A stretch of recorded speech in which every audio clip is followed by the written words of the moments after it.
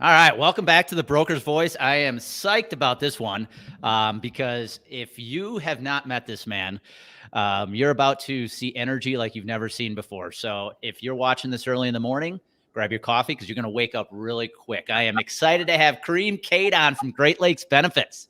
Yeah. Good morning, Andy. How are you, my friend? Good. I got a question for you that I've been wanting to ask all week, and I didn't set this up with you. You're wearing the jersey. I just want to know, dude, what's going on with the Chiefs, man? Oh my goodness. You know what I think it is? It's like any other winning organization. I had someone tell me years ago, Andy, a lot of times you're drinking the wine, but there's sometimes you got to stomp the grapes, brother. And right now we're stomping grapes, man. We're just getting the wine ready again, man. We had that run where everything seemed to be easy, and it's like business. Sometimes you have that run where everything seems to be easy, but when the true challenges come, that's where you see the character is, man. So I'm looking forward to seeing what they do going forward, man. It's test time, baby. Well, they play my we're doing this on Friday, November 5th. They play my Packers on Sunday. And sorry to hear your quarterback is not playing, but that's without Aaron Rodgers, so our we're not looking really good. And I'll tell you, Kareim, I'm a fantasy football guy. I'm not a big fan of it, but I jump in. I do it with my family. And I picked up Kelsey and McCole Hardman this year, thinking they're going to be rock stars. And Mahomes has angered me as far as fantasy football is concerned. It's tough, but I love my guys. We're going to put it back. Let's go, boys. All right. Well, Kareim, for the people who don't know you, which is few and far between in our industry, talk about how you got in the insurance industry, then out, then back in. I know the story, but it's so interesting. Man, well, I appreciate you sharing with me. So I have to take it back to the fact of in college, that I was in college, my third year in college, and my parents called me, and I'm at a school, historical black college, Clark Atlanta University, and I'm partying and having a great time. And my mom calls me on the line and says, "Hey, you know what? It's year 3. We're not paying for any more than 4 years. So you need to figure things out." And so I go to my advisor. I had taken a couple of insurance courses because my mother was in insurance business. And my advisor said, "Hey, you can get this degree in insurance and risk management and get out of here in 4 years." And I'm like, "Great, let's do that." And so I graduated 4 years, go back home and get into the insurance business. And my mother sends me to New York Life. It says that you need to have training. This is good, solid training. She was with Colonial Life at the time.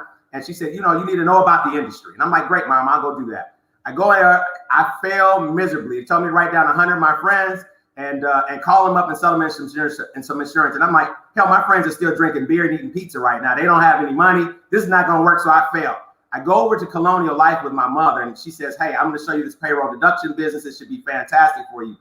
And I bomb. And she calls me one day at home, and this is before the advent of cell phones. I'm dating myself a little bit, Andy. And so she calls me, and I'm at home in the old school answer machine. And I pick up the phone in the middle of the answer machine. It's 11 o'clock in the morning. And she's calling me because I have some paperwork that I need to turn in. And she says, "What are you doing at home? It's 11 o'clock in the morning." I'm like, "Well, I'm going to get out in a minute." She said, "Do you know my top agents have been out since 7 o'clock this morning? They've already had several meetings this morning. You're still at home. You're not going to make it in this business." And so I go back into the office, and she said, "You know what? You probably need to go find a job." Now, remember, you got to understand, I'm the only child born on my mother's birthday. So I'm very close with my mother. And so she tells me, "You know what? You need to go find something else." And so I leave and go teach. Now, if she was here telling the story today, she would say that I didn't fire you. She would say to me, "Kareim, you fired yourself." And I think a lot of times people forget that. But I did fire myself because I was lazy. I was trifling. I wasn't willing to do the work. So I taught school for 2.5 years in Pontiac Public School, special education. Best thing that happened to me, though, Andy, one is that she fired me. 2 is that I went to teach because obviously I had the ability to be able to talk and communicate, but I was a horrible listener. And teaching school taught me how to listen, man, at another level. And so I came back into the business in 1998, focused, ready to go. And the rest, as they say, is history, man. I came back in ready to go get it. And we've had a great ride ever since then. But I always say my mom fired me. Best thing that ever happened to me, brother. Well, let's talk about that. And for everybody listening in, you heard him say he taught in the Pontiac School District. Kareem's got Great Lake Benefits, which is outside of Detroit. Fantastic health insurance consulting firm. Actually, now 2 locations, as we've talked about. You guys are a couple of you are heading south to Florida, which is so awesome. Go back to the firing. One thing I heard you say is, number one, you took 100% responsibility for it. Yes. Your mom said, "Sorry, Kareim, you fired yourself." Yes. When you got back in after the 2 years out of the industry teaching, you got back in. What lessons did you apply from the first time around that you think really helped you take your insurance career to where you are today? Well, I'll tell you, it's interesting because during that 2.5 years, I continued to just develop personally, right? And so, in that space, I was picking up the books. At that time, the big read of the time was Rich Dad, Poor Dad, Robert Kiyosaki. And so I was a Kiyosaki fanatic at that time, and just learning different things, training my mind to think differently, because I realized that I had squandered the opportunity, that it wasn't anybody holding me back, but I kept myself back. The other thing that I did, though, and that was critical to where we are today, is that I watched other agencies around the nation, and I found an agency in Long Beach, California. It was a Colonial Life agency. It was a gentleman by the name of Bob Blake, and he was the agency manager, man, and they were running hard. I would read different articles about them, and I was just amazed. I called Bob about 16 times, Andy, trying to fly out to California just to meet and see what they were doing. And I kept calling. Finally, Bob took my call and he said, man, come on out, spend 3 days with us. And I went out and I was looking for something magical. I was looking for that, oh my God, there's a silver bullet. And when I got out there, Andy, what I realized is that, hell, they put in a good day's work every single day. They did it with a great attitude. They trained themselves on sales techniques and putting themselves in the right position to be able to win. And they had camaraderie that was different than what we had in our office. Even though we had competitiveness, we didn't have the camaraderie to go along with it. And in that 3 days, I came back and said, wow, you know what? I thought this was a bigger move, a bigger task, and a bigger ask. And it really wasn't. It was coming back and getting focused. And so we came back and did that. The office that I worked with at that time, when we came back, Andy, we were the #1 office in Colonial 3 years in a row, made the USA Today, the whole 9 yards. And from there, I took that momentum and just carried it on in, which actually led me into the health insurance side of the business in the late 90s. And I began to transition, and even in transitioning into the health insurance, it's interesting. I had a client that was asking me about voluntary benefits and simply said, hey, can you take over everything that we're doing? And I'm like, I don't know what that means. And I remember he's still a good friend of mine today. He was superintendent at the time, Dr. Kilgore. He said, I'm gonna sign this little letter and they're gonna start paying you commissions. You just need to figure out how you take care of us moving forward. And that broker record letter came and commissions started coming. I'm like, oh shit, this kind of worked. I kind of like this. This is different than what I was doing before. And then I had some great mentors that just started teaching me about the business along the way, because I was hungry though. They saw in me where I was trying to go and they started helping me along the way.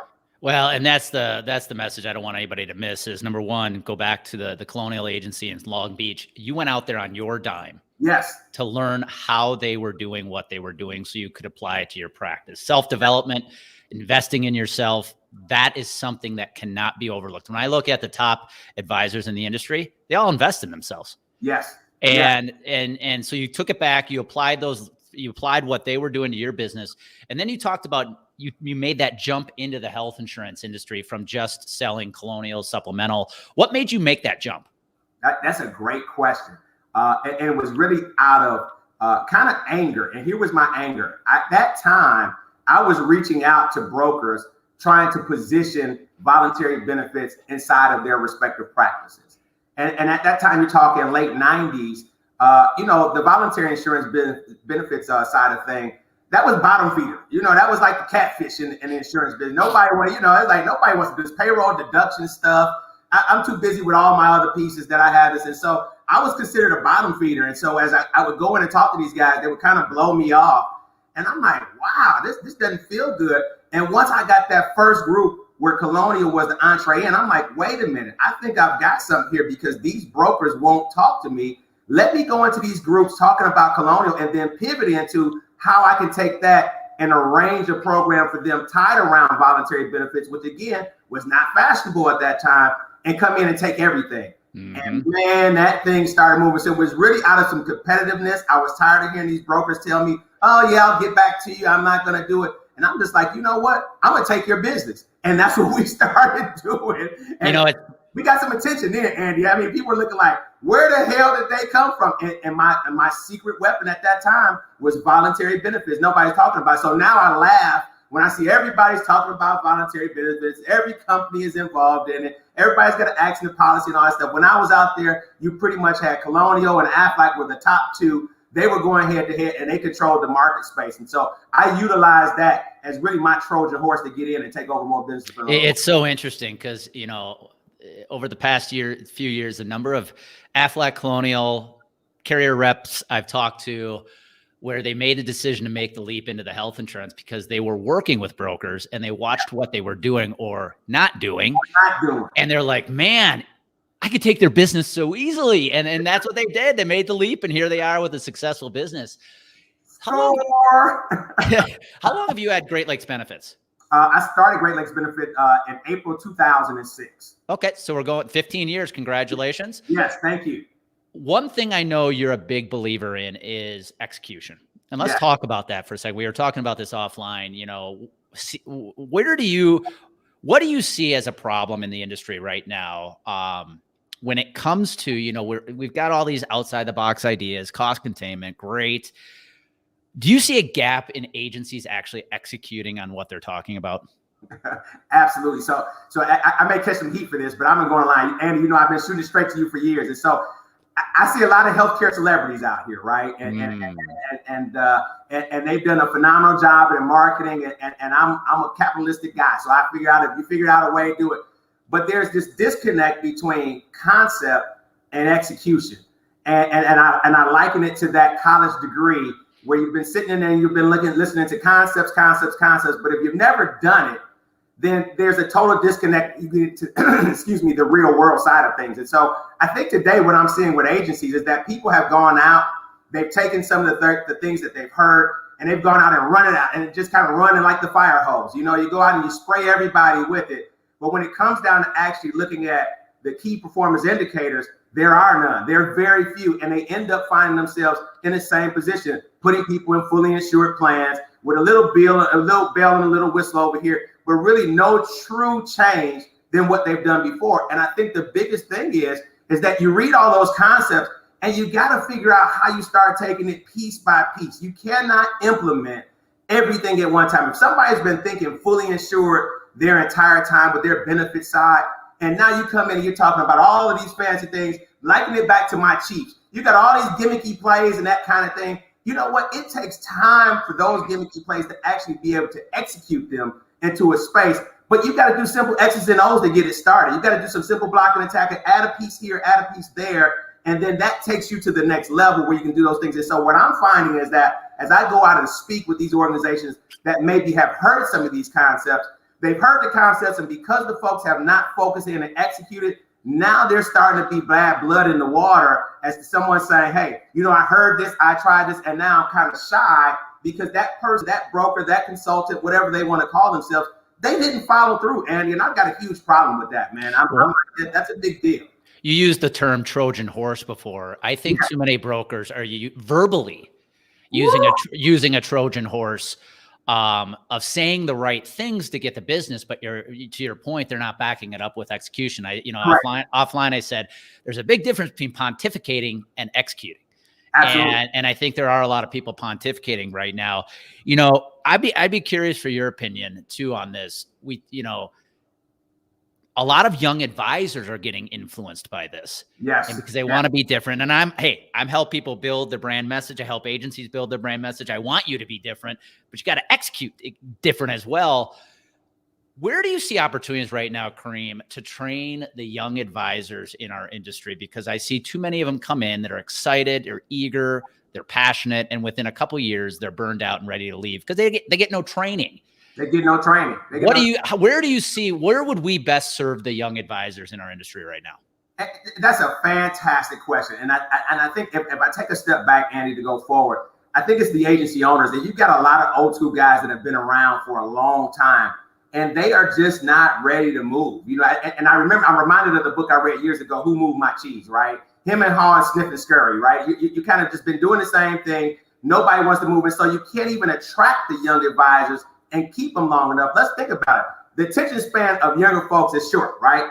And so if you can't connect with them, there's no technology involved, there's no new concepts, you're not going to keep them engaged long enough in order for this. So it starts with the agency owners to own the fact that they've got to do something different. What I've looked at in our agency is that those new concepts, those new ideas, I needed to have fresh perspective and fresh thoughts. And so I could train somebody new as they were training me at the same time to learn that how could I do this thing more efficiently and differently. So for new advisors, the first thing that I'll say is go back to what we were talking about before, which is simply you've got to invest in yourself. I don't care. Don't tell me you don't have the money. You have got to invest in yourself, because no one is going to do this but you. First and foremost, that is just it. No one's going to do it but you. But you also have to commit. You got to understand that the first 3 years of this business are the apprenticeship years. You've got to take 3 years to learn this business before you think that you're just going to go out and run. And so when I think about somebody saying, hey, I've been in the business, I tried it, and I'm like, well, how long were you in? I was in 2 years, 3 years. I'm like, oh, you didn't even get to scratch the surface yet if you were only in 2 or 3 years.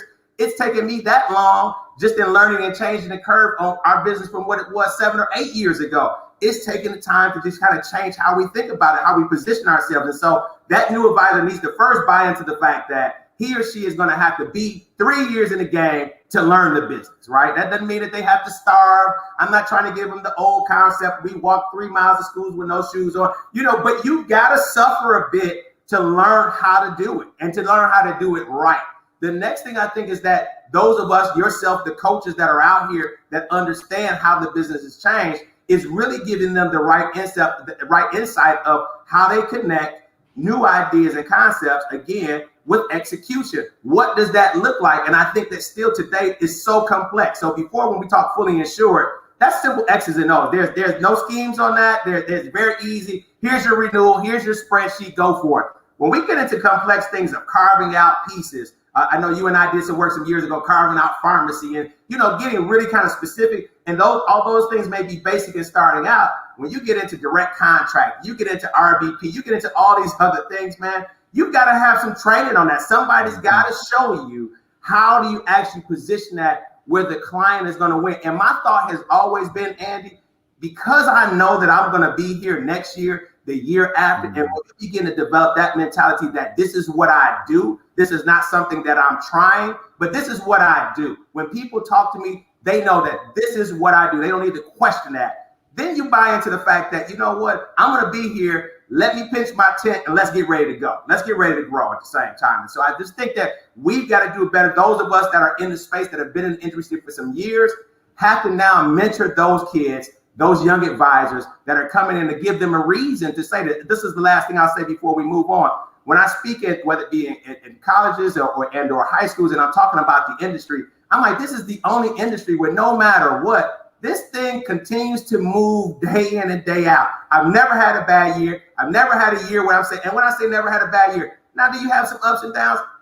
Physically, mentally, I've never had a bad year doing this, man, because I always knew that if I got out and did more, I could change my position at any point in time, and I could move outside. And now with the challenges of COVID, now I can be everywhere at the same time and do this thing, man. So my territory just expanded. I'm excited about that, brother. Yeah, no, you're absolutely right. And I want to, throw a plug your way. I mean, you talked about what we did together a couple of years ago. Like when I saw that, you talk about executing on what your mouth is saying. I mean, the fact you guys are carving out pharmacy from fully insured plans in the state of Michigan, where the biggest Blue Cross Blue Shield exists, it blew me away how you guys are actually doing that. So kudos to you again, backing it up with execution. So last question, Kareim. Yes. If there is a young advisor listening in, she's 28 years old, young, excited right now, yes, still eager, new, wet behind the ears a little bit. What advice would you give them right now, knowing where our industry is going? Yes. If you were to give them one piece of advice right now, what would it be? My one piece of advice would be, as you're looking at social media and you're looking at advisors, at whether you're attending conferences or what have you, finding someone who is actually doing what it is that you believe that you want to do and picking up a mentor. And remembering that when you call that person the first time, they may not respond. The second time, they may not respond. Part of being a good salesperson is the fact that we've got to have thick skin and be able to continue to have the fortitude and resiliency to press. And so you've got to find a mentor. If I was young coming in this thing, I would want to know what in the video game world, they talk about the cheat codes. I want to know, what are the cheat codes, man? And the cheat codes are in the minds of people like you and I and other advisors that have already done this, have already been where they're trying to go, that can at least give them a head start and as to where they're trying to go moving forward. And that would be my thing. I would not try to go at this alone. I tell people all the time, I still do joint field work. joint field work is critical. So I would have a mentor, I would have joint field work. And as a young advisor, I tell you what I would do is if I was calling a mentor as well, I'd say, hey, I'm willing to give you 50% of this case to be able to learn from you as to how I go. I'll give up the commissions because at this point, I don't know what I don't know anyway. But if I put myself in a position where I can learn from you, and I know you're taking your time, your talent, and your treasure to invest in me, I've got to bring something to the table. And so I think that is the other thing that I would look at and say, hey, let me identify a situation. Let me take a real case that I can execute on and not sit back and just talk about it in practice, but let me actually go get in the game. I'm thinking about that bullpen mindset, that mindset that you're always talking about, Andy. And let me get in the game, man. And the thing that I've always done with a young advisor come in and said, okay, this is great. Go find a case. Go find somewhere where we can go in and we can actually execute and do it. Because if you're with me step by step when we do it, you're going to learn so much more in that process than me just sitting down and talking to you about it and you've never seen it in works. So let's just wrap up. I mean, how does somebody get a hold of you if somebody's listening? Say, mentor, Kareim, I'm raising my hand. What's the best way to get a hold of you? I tell you what, on LinkedIn is fantastic, and then the other way is just shoot me an email, man. I'm still old school, man. That's perfect. So it's so funny. My daughter tells me I'm a dinosaur. They all call me dinosaurs, man, because I don't have any social media but LinkedIn, and I'm like, that's the only thing I operate on. Everybody's like, oh, you gotta do more than that. I'm just a high contact person, Andy, so I'll go everywhere. You know, a good cigar will take you anyway. But if they will reach out to me, send me an email, reach out to me on LinkedIn, I am one that wants to share. And here's the thing that I will tell you that is probably different. I don't want anything from you. I just want to be able to share some concepts, some ideas with you. If I can give you some help, I think it's about making an impact. And that's where I am in my career right now, is what impact can I make on the folks that are coming behind me such that they can go out and continue to take this thing to the next level, man. I'm excited about that. Well, and that's why I love you, man. So yeah, get a hold of Kareim if you want to know how to execute, man. This is the guy you want to talk to. So go. Kareim, I just realized I wanted to ask one more question to bookend this interview. I asked you a Chiefs question to kick it off. I'm going to ask a Chiefs question to wrap it up. I'm hearing word that the Chiefs should go after Odell Beckham Jr. What are your thoughts? Whew. Well, let me. Don't they have enough weapons already? I think we've got enough weapons, but I also think that you've got to always be looking at the chemistry. And again, I don't know enough about Odell. I don't know him personally to speak on. I just know what I've seen through the media, right? And that could always be tainted.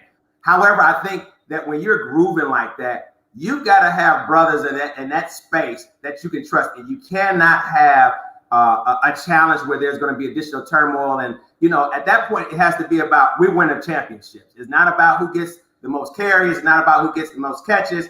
We are here for one reason, and that's to get a championship. And if that's not the focus, I think that you have to pass on someone that is looking at simply how many times I'm going to get the ball, how many times I'm going to be in position to score, how many times can I pad my stats, but really looking at the end of the day, we're here for one thing, and that's a ring. And if you're about a ring, Odell, we want to have you, baby. Come on. If we picked up Josh Gordon, I don't know where Josh Gordon is right now. But I think all those weapons in the world, if we don't stop turning over that ball, if we don't stop doing some of the other mental things that are kind of there, you know, I just hope at the end of the day that Tom Brady didn't take our heart, man. That's all I can hope for, man.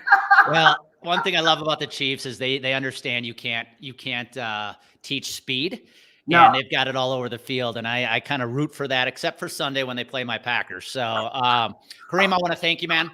This has been awesome. I always enjoy our conversations. And if you're listening in, guys, this was a 101 on how to elevate your career to the next level. So you know what happens when you mix clarity, you mix confidence, they come together, massive action happens. So go make it happen today. Go make it happen. Go get them, baby.